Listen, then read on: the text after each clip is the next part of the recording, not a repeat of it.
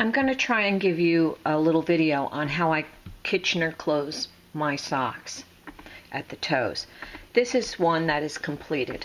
So I want you to see that it is really difficult to see where I started and where I ended, and to see that all my knit stitches stay in formation and it really becomes seamless. And I really like this method.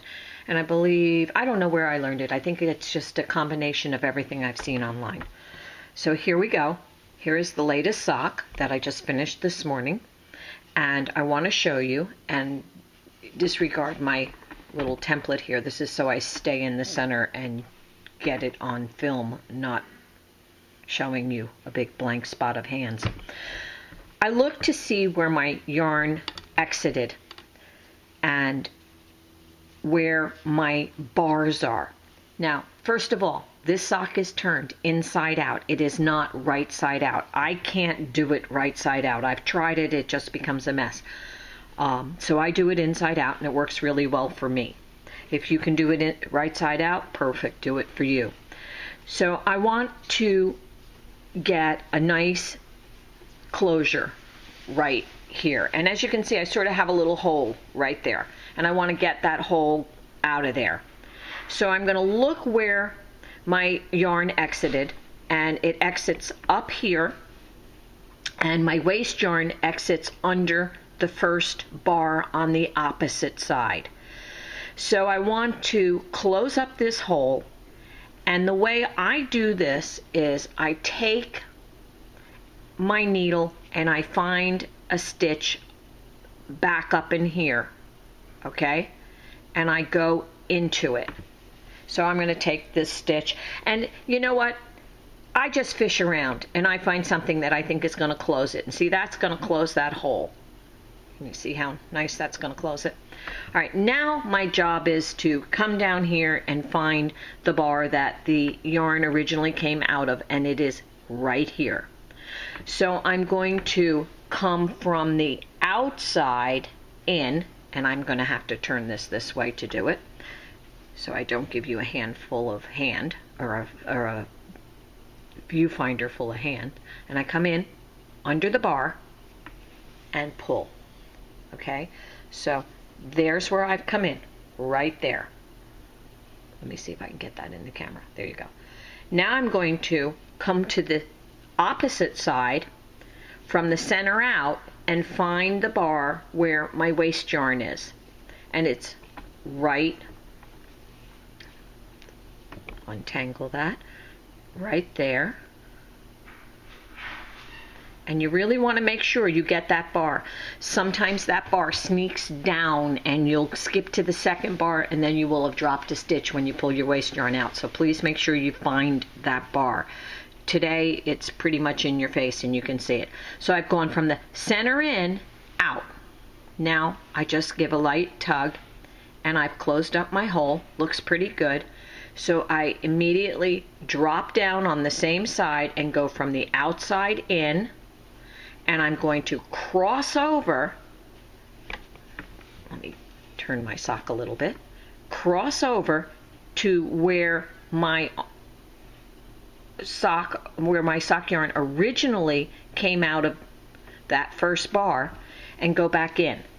So I've gone from the outside to the inside. Now I'm going to drop down to the next bar on the same side and go from the outside to the inside, and then cross over, and from the inside of the bar I came out, and I think I need to pull this so that I can keep it all on camera, and go over and find where that yarn came out. It's this bar. Come back in, and now give it a light tug. Now if you pull real hard, you'll get a tight knit. So just try and keep yourself sort of within the tension of your sock. So I've gone outside, pick up that bar, over to the old bar, inside out. So it's the theory of in with the new, out with the old. Now once I get a couple going, I can usually sandwich my toe together so that I can see my bars a little more clearly and kind of work back and forth. And I like to kind of hold it this way for a while, then I'll switch it and hold it this way. Just depends on which side I'm working on and how far I've gone. So I'm now going in with the new, in with the new, into the center, out with the old. Now I'm going to go in with the new, there it is, it's right there, and out with the old. Crossover and give it a little pull. In with the new, out with the old.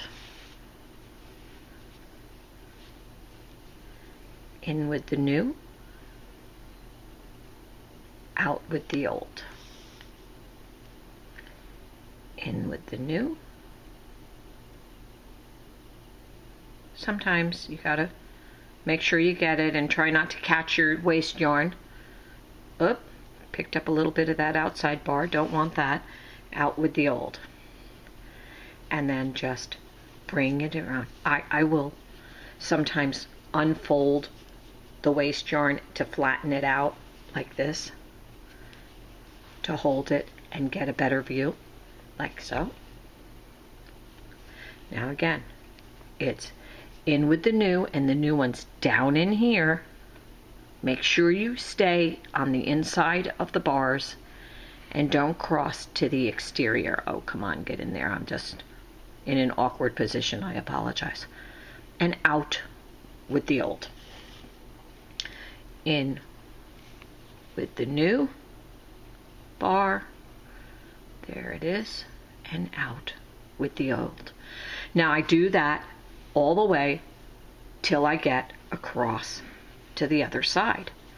When I get to this other side over here, and I've done my Kitchener stitch all the way across, about this far, when I get about an inch from that side, I will find the 3 bars that are going to be in the turn, and I'll use a stitch holder and clip them in there, because as I get closer to this, closing up this side, those are going to sneak down in and I can't find them.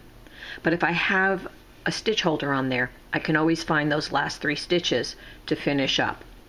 Okay, and when I finish up, if I see a hole, and usually I don't because of the way I do my closing of my, the way I knit my heels and toes, which is the Jenny Dieter method of wrapping, I don't get holes.